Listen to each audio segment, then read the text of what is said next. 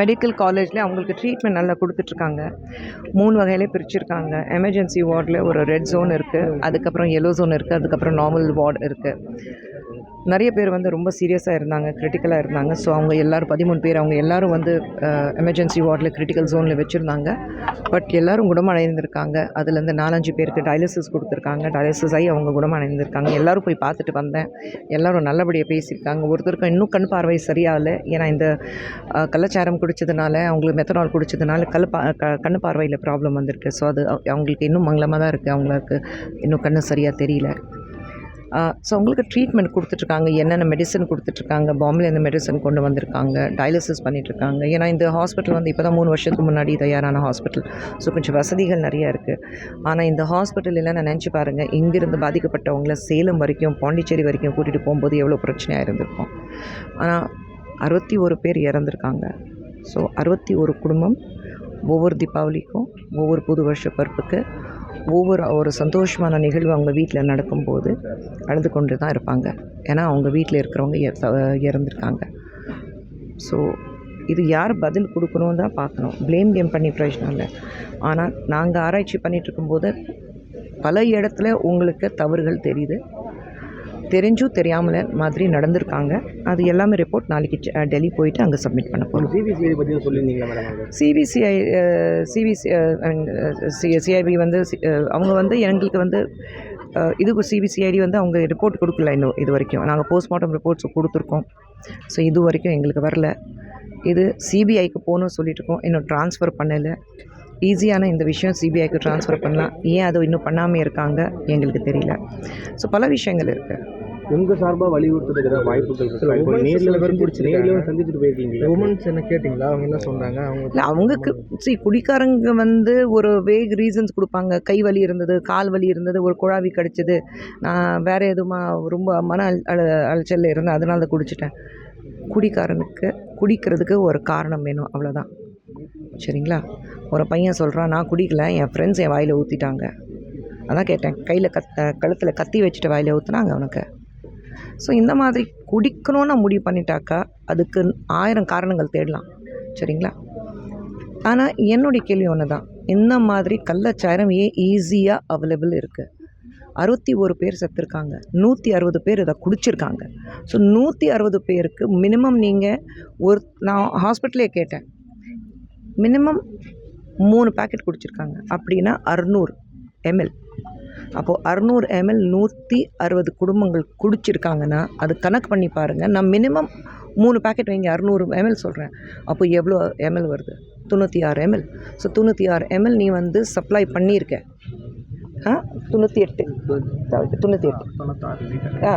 Litre, sorry, 96 litre. So 96 litre நீ வந்து supply பண்ணுறேன்னா அப்போது அது வரைக்கும், அதுவும் சிபிசிஐடி என்ன சொல்கிறாங்க, 250 லிட்டர் நாங்கள் டிஸ்ட்ராய் பண்ணிட்டோம். அது ப்ரூஃப் எங்கே இருக்கு? நீ மெஜிஸ்ட்ரேட் முன்னாடி பண்ணியிருக்கியா? நாங்கள் ப்ரூஃப் எங்கே இருக்குது? நாங்கள் அதை தானே கேட்குறோம். நீ டிஸ்ட்ராய் பண்ணியிருக்கேன்னா அது காட்ட எங்களுக்கு. 96 லிட்டர் மெத்தனால் நீ வந்து சப்ளை பண்ணியிருக்கேன்னா அப்புறம் அதை நினச்சி பாருங்கள் எந்த மாதிரி ஒரு தண்டனை கொடுக்கணும். ஆனால் என்ன, கோர்ட்டில் இருக்கும்போது 20 மட்டும்தான் இருந்தது, 10 ml மட்டும்தான் இருந்தது, 20 ml மட்டும்தான் இருந்தது. அதனால தான் ஜாமீன்லேயே வெளிவிட்டுறாங்க. இப்போ ஹாஸ்பிட்டல் போயிட்டு வரும்போது 15 ml மெத்தனால் இருந்தால் அதுவும் உயிர் எடுக்கிறதுக்கு வாய்ப்பு இருக்குது. 15 ml மெத்தனால் இருந்தாலே அதில் வந்து உயிர் போடுறதுக்கு வாய்ப்பு இருக்குங்கிறாங்க. அப்போ நினச்சி பாருங்கள். அப்போ யார் இதுக்கு வந்து பதில் சொல்கிறது? இந்த எத்தனை குடும்பங்களுக்கு, 61 குடும்பத்துக்கு யார் பதில் சொல்லுவாங்க? ஒஃபிஷியல்ஸ் பதில் சொல்லுவாங்களா? இல்லை தெரிஞ்சும் தெரியாத மாதிரி நடந்துட்டுருக்காங்க அவங்க பதில் சொல்லுவாங்களா? இல்லை பக்கத்தில் போலீஸ் ஸ்டேஷன் இருக்குது, இங்கே கோர்ட் இருக்குது, பக்கத்தில் ஜட்ஜஸ் அண்ட் லாயர்ஸ் இருக்குது, அவங்க யாராவது பதில் சொல்லுவாங்களா? இருக்கிறவங்க குடும்பத்துலேருந்து சொல்கிறாங்க, நாங்கள் போலீஸ் ஸ்டேஷனில் கம்ப்ளைண்ட் கொடுத்துருக்கோம், ஆனால் எந்த ஆக்ஷனும் எடுக்கலை. ஏன் அது?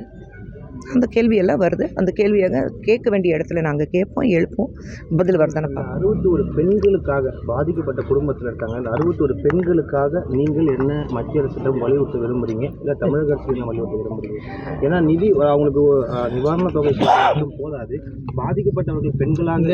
ஏன்னா ஒவ்வொருத்தர்கிட்ட அவங்களும் முதல்ல வந்து எம்பவர் பண்ணணும், சொந்த காலில் நிற்கணும். அது எல்லா குழந்தைங்ககிட்ட பெண்கள்கிட்ட கேட்குற விஷயம் ஒன்று தான். வேலை இருக்குன்னா முதல்ல கேட்குறோம், அவங்களுக்கு வேலை வாங்கி கொடுக்கணும். அவங்க சொந்த சொந்த காலில் நின்னா தான், பொருளாதார ரீதியாக சொந்த காலில் நின்னா தான் வாழ்கிறதுக்கு தைரியம் வரும் அவங்களுக்கு. வேறு எது கொடுத்தாலும் வாழ்கிறதுக்கு தைரியம் வராது. ஆனால் முதல்ல அவங்களுக்கு வந்து வாழ்வாதாரம் ரீதியாக வேலை வாய்ப்பு வாங்கி கொடுக்கணும். அந்த வேலை கொடுத்தா தான் அவங்க சொந்த காலில் நின்னா தான் அந்த எம்பவர்மெண்ட் சொல்கிறோம் பாருங்கள், அந்த எம்பவர் பண்ணால் தான் அவங்களால வாழ்க்கையில் முன்னேற முடியும். ஸோ ஃபர்ஸ்ட் அதுதான் நோக்கி போகும். 61 பேர் இறந்துருக்காங்க. ஸோ 61 குடும்பம் ஒவ்வொரு தீபாவளிக்கும், ஒவ்வொரு புது வருஷ பிறப்புக்கு, ஒரு சந்தோஷமான நிகழ்வு அவங்க வீட்டில் நடக்கும்போது அழுது கொண்டு தான் இருப்பாங்க. ஏன்னா அவங்க வீட்டில் இருக்கிறவங்க இறந்துருக்காங்க. ஸோ இது யார் பதில் கொடுக்கணுன்னு தான் பார்க்கணும். ப்ளேம் கேம் பண்ணி பிரயோஜனம் இல்லை.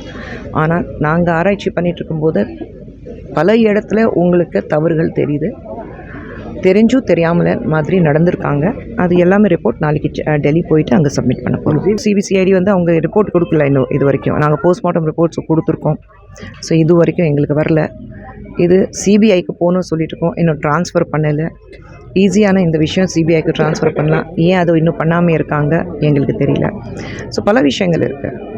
குடிக்காரங்க வந்து ஒரு வேக் ரீசன்ஸ் கொடுப்பாங்க. கை வலி இருந்தது, கால் வலி இருந்தது, ஒரு குழாவி கடிச்சது, நான் வேறு எதுவுமா ரொம்ப மன அலைச்சலில் இருந்தேன், அதனால தான் குடிச்சிட்டேன்.